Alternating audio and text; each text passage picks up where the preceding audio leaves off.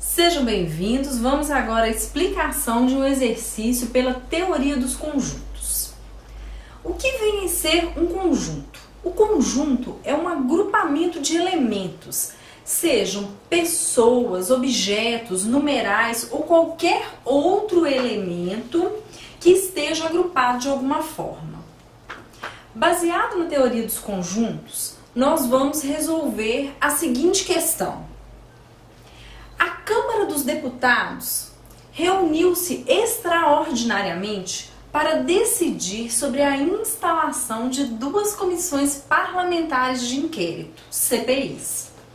A CPI do futebol e a CPI do Caixa 2.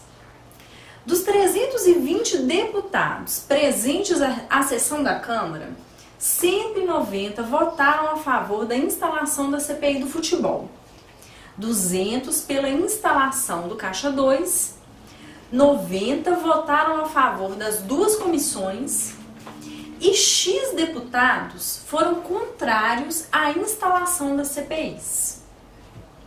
Nós queremos saber, portanto, qual é o número X de deputados que votaram contrários à instalação da CPI, de uma das duas CPIs, ou do futebol ou de inquérito, ou seja, o número X de deputados que não votou em nenhuma delas. Vamos então à solução deste problema usando a teoria dos conjuntos. Para isso nós vamos usar a relação de pertinência e a interseção desse conjunto. O que vem a ser a relação de pertinência? A relação de pertinência, ela nos diz se um elemento pode ou não pertencer àquele conjunto, ou se ele pode ou não fazer parte, se ele pertence ou não àquele conjunto, é a relação de pertinência. E o que vem a ser a interseção do conjunto? A interseção do conjunto é aquele elemento que faz parte dos dois conjuntos. Os elementos que fazem parte dos deputados que votaram tanto na CPI do futebol quanto na CPI do Caixa 2. Para melhor representar, nós vamos usar o diagrama de Venn. Então, nós temos aqui, ó, nosso conjunto. Nosso primeiro conjunto aqui é o conjunto C, que é o conjunto do Caixa 2, e o conjunto F, que é o conjunto da Comissão Parlamentar de Inquérito do Futebol. Então, conjunto C, conjunto Caixa 2. Comissão Parlamentar de Inquérito, CPI do Caixa 2 e CPI do Futebol. Aqui nós temos a interseção. O que é que vem a ser a interseção? Como nós já dissemos, a interseção é o número de parlamentares, nesse caso será o número de parlamentares que votou nas duas comissões.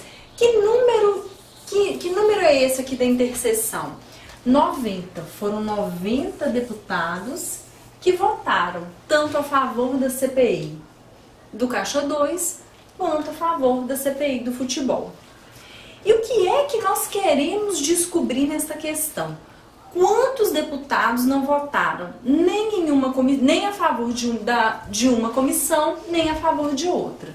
Outra informação que nós temos é que o número total de parlamentares que compareceram para votar, eles eram de 320 parlamentares no total.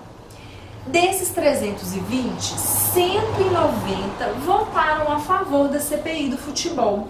Se 190 votaram a favor da CPI do futebol, 90 desses 190, votaram também na CPI do Caixa 2.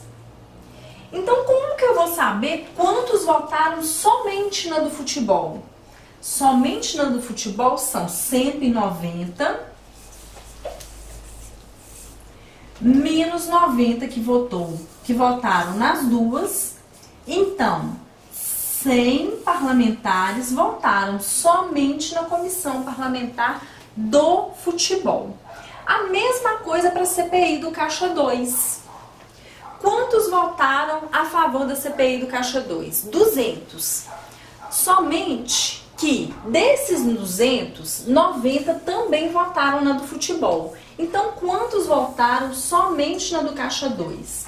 200 deputados menos 90 que votaram nas duas. 110 deputados votaram somente na comissão parlamentar do Caixa 2. E o que a gente quer saber? Nós queremos saber quantos deputados não votaram em nenhuma das duas CPIs. Quantos deputados são contrários à formação dessas CPIs? Para saber essa informação, o que a gente vai fazer? Nós vamos somar 110 que votaram somente na CPI do Caixa 2, mais 90 que votaram nas duas, mais 100 deputados que votaram somente na do futebol. Serão quantos? 110 mais 90, 200, mais 100, 300 deputados votaram no total. Se 300 votaram a favor, quantos votaram contra? Os 320, que eram o montante total, menos 300. Aqui, ó. Então, vão ser 320 deputados que votaram ao todo, menos 300 que votaram nas CPIs, 20 deputados, então, respondem a nossa questão.